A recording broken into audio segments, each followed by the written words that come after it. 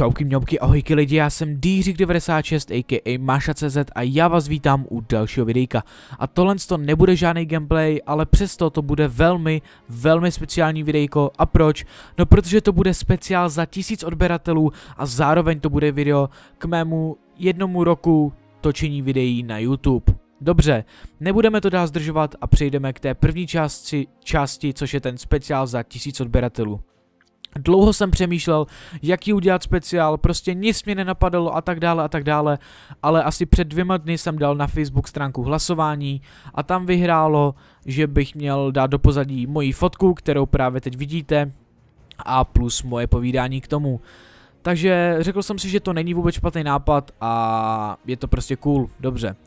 Takže teď už mě můžete vidět. Ano, jsem to opravdu já, není to nikdo jiný, ta fotka je tak 2 měsíce stará, je to ještě z lyžáku, když jsme byli na diskotéce. Jak vidíte na fotce je se mnou moje dlouholetá kámoška, známý už asi tak 9 let, jmenuje se Klára, to vás asi nezajímá, vás spíš zajímá, co měla na sobě, když to vidíte, no dobře, já si srandu. No ale teď už přejdeme k tomu pořádnému povídání. 1000 odběratelů. Lidi, je to neskutečný, já nevím ani co mám říkat, já jsem tak trošku dojatý, protože 1000 odběratelů, to je strašně moc lidí, kdybyste si to představili, kdyby to stálo takhle před váma, tak je to strašně moc lidí. Jo, OK, třeba polovina z nich není aktivní, dobře, ale stejně prostě ta 1000 tam je, já jsem za to strašně šťastný. Děkuji vám za veškerou podporu, co mi dáváte, jak už v lajcích, tak v komentářích, nebo že mi posíláte prostě, někteří mi darovali hry, což je prostě neskutečný, nebo píšete mi na Steam, prostě Mášo, tvoje videa jsou super, určitě pokračuj. Tady to vás tak neskutečně rozveselí a nabudí prostě do tvorby dalších videí a je to vážně super pocit, já opravdu nevím, co víc říct, nevím, jak bych vám měl víc poděkovat, takže opravdu strašně moc si toho vážím, že dáváte odběr, komentujete moje videa, dáváte lajky. Děkuji vám teda za tu vaši podporu, fakt netuším, jsem prostě, jak jsem říkal, dojatý, já 1000 odběratelů byl takový můj sen, i když já jsem o tom nikdy moc nemluvil, protože jsem si vždycky myslel, že toho jednoduše nedosáhnu. Když jsem začínal na YouTube, tak jsem si říkal, že budu mít maximálně tak 100 odběratelů, jo, a víc to nepůjde. Ale prostě už mám 1000 odběratelů, jeden sen se mi splnil, fakt super, já vám strašně moc děkuju. Teď už mám nějakých 1088 odběratelů, je to vážně neskutečný, jak to prostě leze nahoru, fakt super. Já už se možná opakuju, za to se omlouvám, ale nevím, jak jsem říkal, jsem dojatý a ani nemůžu skoro mluvit, fakt strašně moc děkuju, ještě jednou a naposled. Vaše podpora je neskutečná, díky moc za všechno a teď, jak už mě vidíte, tak doufám, že už po mně nebudete chtít vlog, jo, takže tak. Dobře. A teď už přejdeme k té druhé části, což je 1 rok komentování videí na YouTube. Ano lidi, přesně před rokem, tedy 8.3.2012 jsem uploadnul svoje první video z Mafie 2, byl to první part na můj let's play, který jsem nedokončil, což mě docela mrzí, ale dobře. Let's play, ano, vím, že začínat let's playem, když máte 0 odběratelů, je teď blbost, je to blbost, fakt že jo, ale to jsem dříve nevěděl, před tím rokem jsem to bohužel nevěděl a napsal jsem to jako let's play, ale to už je jedno. Každopádně za chviličku vám poběží ukázka z toho videa. Co bych o tom videu řekl, tak je to video, na které jsem asi nejvíce pyšný a vy se určitě ptáte proč. Říkáte si, že mám plno lepších videí s lepší kvalitou, jo, a tak dále. Ale já jsem na to videjko pyšný z toho důvodu, že jsem prostě vůbec na tom YouTube začal. Víte, jak já jsem měl prostě, říkal jsem si, mám natočit to video, nemám ho natočit, jo. A když jsem ho měl natočené, tak jsem si říkal, mám ho uploadnout nebo nemám, protože jsem nevěděl, jaký na to bude ohlas, jo. Nechtěl jsem, aby tam byly komentáře typu seš buzerant a tak dále, ale jsem na to docela pyšný, že jsem to uploadnul, že jsem se prostě do toho obul a šel to natočit a tak.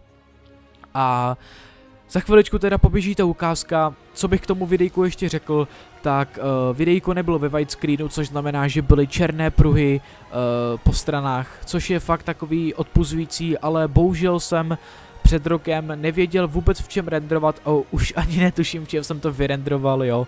Ale ani Sony Vegas, ani Camtasia, ani Movie Maker to nebyly, takže vůbec nevím, v čem jsem to vyrendroval. Kvalita videa taky nebyla nic moc, bylo to 480p, víc to nešlo a hra neběžela až zas tak nějak plynule. Můj komentář byl takový roztřesený, prostě byl jsem tam nervózní dost a tak dále, ale jinak jsem na to videjko opravdu pyšný, ne z důvodu té kvality a tak, ale z důvodu, co už jsem říkal, že jsem ho dokázal vůbec uploadnout, takže dost kecu. Za chviličku teda poběží ta ukázka, takže lidi, já se s vámi teda rozloučím, až ta ukázka skončí celé videjko, takže ještě jednou strašně moc děkuju za vaše odběry, neskutečný, prostě zase nevím, co mám říct, vážím si toho, prostě bez vás by tento kanál vůbec nebyl, takže děkuji vám moc a tady teda bude ta ukázka a jak řekl Flagan, prosím, nesmějte se mi, jo? Tak se mějte a zatím čau. Let's play je na hru Mafia 2.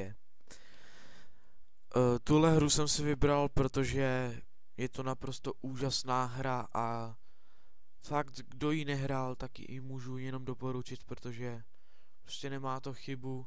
Sice je to, dá se říct, ten příběh je jako propracovaný, dobrý, ale je to krátký celkem a docela mě to zklamalo, že to má jen 15 misí, chcete-li kapitol. A je to škoda a myslel jsem si, že to má víc hodin. Já jsem tuto hru dohrál na nejtěžší asi za 6 hodin. A to jsem to fakt chtěl jen tak jako prolítnout tu hru, nic nezatěžovat se nějakým sbírání playboyem a tak. Takže jako nějaký jsem pochytal, který jsem prostě hned viděl, jak jsem za ním šel, za těma playboyema, ale jinak jsem to moc nehrotil, takže jsem se to snažil projet nějak rychle, takže za 6 hodin to dohrajete na nejtěžší a prostě nebudem se teda nějak zdržovat a jdeme teda hrát, jo, ještě musím nastavit tu hudbu.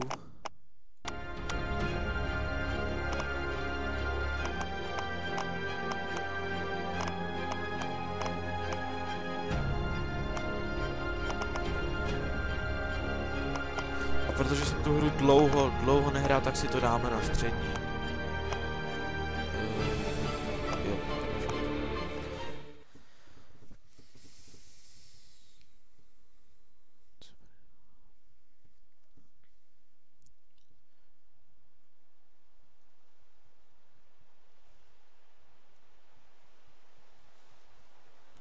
Nebudu kecat nějaký ty filmečky, abyste si to pořádně užili.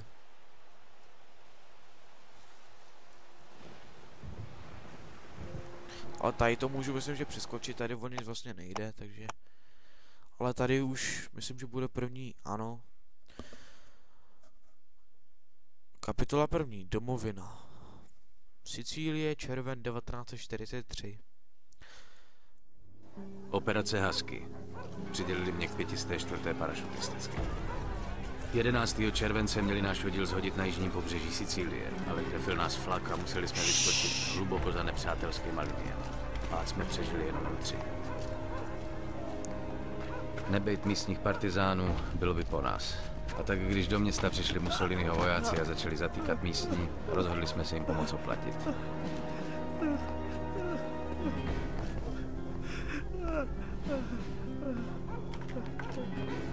Se nessuno parla, quest'uomo morirà. No, mi paura, no.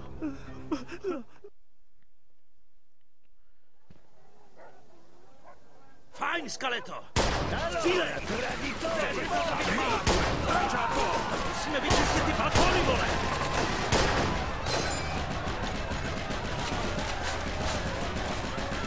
Furt nemáme, ustupuju! Přesunem se! Hemně! Trochu lagy, sorry. Tady myslím, že do prdele! kurva! jdete dál. Přežu! Allacciarsi, resta fare prigioniere prima che arriva l'esercito. Desátníku, ten chlap říká, že sem jdou další vojáci. Super, fajn. Ty a Williams sundejte ten kulomet. Pak najdeme vězně. Potřebujeme každýho, kdo udrží bouchačku. Spara tu con lui, tu è armato! Kvůli to nepůjde. Se non son tiro, attivatelo! Asi jsme našli kulomet! Anker, bacha!